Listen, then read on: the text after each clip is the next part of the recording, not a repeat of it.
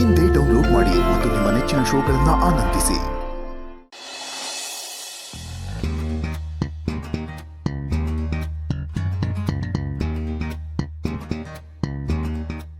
ಶಾಂತಿ, ನನ್ನ ಬಿಟ್ಟು ಹೋಗ್ತಿದ್ಯಾ ನೀನು? ನಿನಗೆ ಗೊತ್ತು ತಾನೆ ನಿಮ್ಮಿಬ್ರನ್ನ ಬಿಟ್ಟು ನಾನು ಇರಲ್ಲ ಅಂತ. ಹೋಗ್ಬೇಡ ಶಾಂತಿ, ಪ್ಲೀಸ್.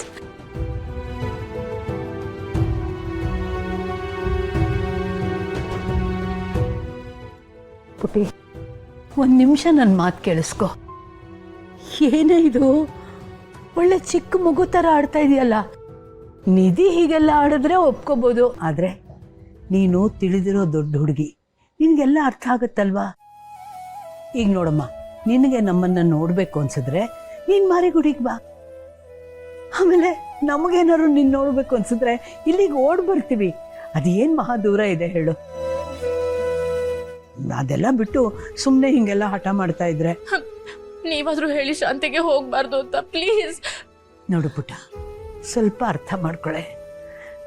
ನಮಗೂ ಇಲ್ಲಿ ಜಾಸ್ತಿ ದಿವಸ ಇರೋಕ್ಕಾಗಲ್ಲ ಅಲ್ವಾ? ನಿಜವಾಗ್ಲೂ ನಿನ್ನ ನಿಧಿನ ಬಿಟ್ಟಿರಕ್ಕಾಗಲ್ಲ ಶಾಂತಿ.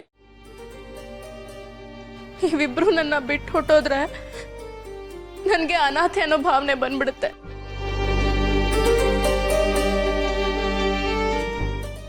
ಮದುವೆ ಆದ್ಮೇಲೆ ನಿಮ್ಮಿಬ್ರನ್ನ ಬಿಟ್ಟಿರ್ಲೇಬೇಕಲ್ಲ ಅಂತ ನಾನೇ ಅರ್ಥ ಮಾಡಿಕೊಂಡು ಸಮಾಧಾನ ಮಾಡ್ಕೊಂಡಿದ್ದೆ. ಆದ್ರೆ ಈಗ ನನಗೆ ನಿಜವಾಗ್ಲೂ ಅರ್ಥ ಆಗ್ತಿದೆ, ನನ್ನ ಕೈಲದು ಆಗಲ್ಲ ಅಂತ. ಪ್ಲೀಸ್ ಹೋಗೋ ಮಾತಾಡ್ಬೇಡ ಶಾಂತಿ, ನನ್ನನ್ನು ಅನಾಥೆ ಮಾಡಬೇಡ.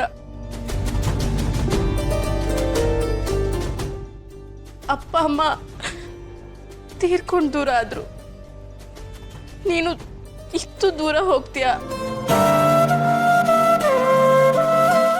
ಹೋಗ್ಬೇಡ ಶಾಂತಿ, ಪ್ಲೀಸ್. ಈ ಮೋರ್ಚಡೆ ನಮ್ಮ ನಿರ್ಧಾರದಿಂದ ಬೇರೆಯವ್ರಿಗೆ ಸಂತೋಷ ಆಗುತ್ತೆ ಅನ್ನೋದಾದ್ರೆ ನಾವು ಅದನ್ನು ನಗನಗ್ತಾ ತಗೋಬೇಕು. ಅದು ಸರಿ, ಈಗ ನಿನ್ನ ಮೊಮ್ಮಗಳನ್ನ ಬಿಟ್ಟು ನೀನು ಹೋದ್ರೆ ನೀನು ಅಲ್ಲಿ ಸಂತೋಷವಾಗಿರೋಕ್ಕಾಗತ್ತಾ? ನಿನ್ನ ನಿಧಿನ ಬಿಟ್ಬಿಟ್ಟು ಇವಳು ಖುಷಿಯಾಗಿರ್ತಾಳ ಹೇಳು?